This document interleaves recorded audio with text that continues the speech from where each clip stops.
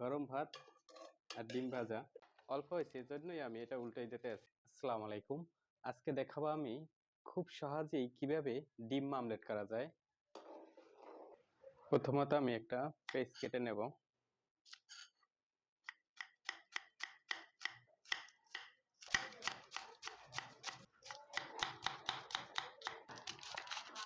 কাঁচামরিচ কেটে নেব।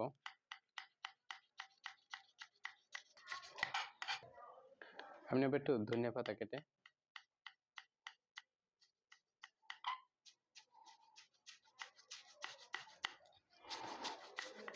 আমি একটা টমেটো দেবো এখানে। অবশ্য বাকি টমেটো দিয়ে আমি সালাদ করব।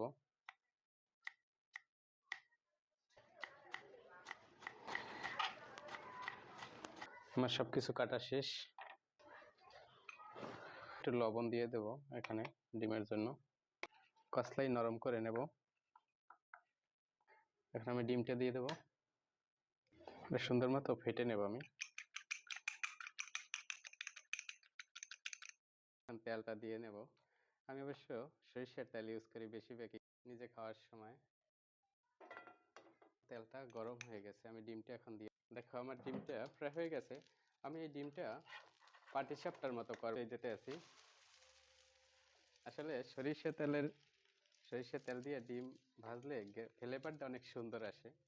দেখো কালারটা লাল হয়ে গেছে। আসলে ডিম হোক, এই ফাঁকে আমি সালাদ কেটে নেব। এখানে আমি সালাদটা কেটে নেব এখন।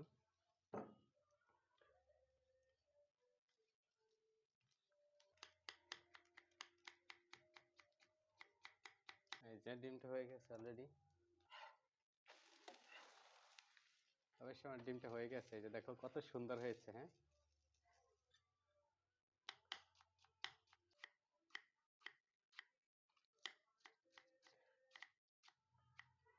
টমেটো কাটা হয়ে গেছে আমার। ধনিয়া পাতাটা কেটে নেব।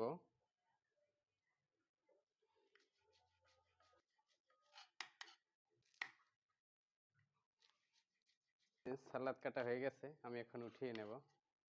একটু লবণ দিয়ে দেব, সরষের তেল, আচার দিয়ে দেব। এটা আমি এখন মাখিয়ে নেব। আমার সালাদ মাখানো শেষ। আর ভাত হয়ে গেছে।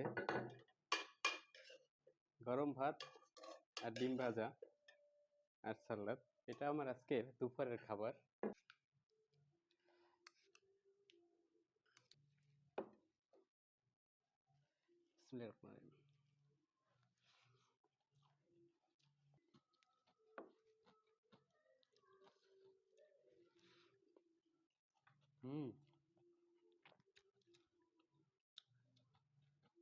মজাই আলাদা শীতের দিন। হ্যাঁ, গরম গরম।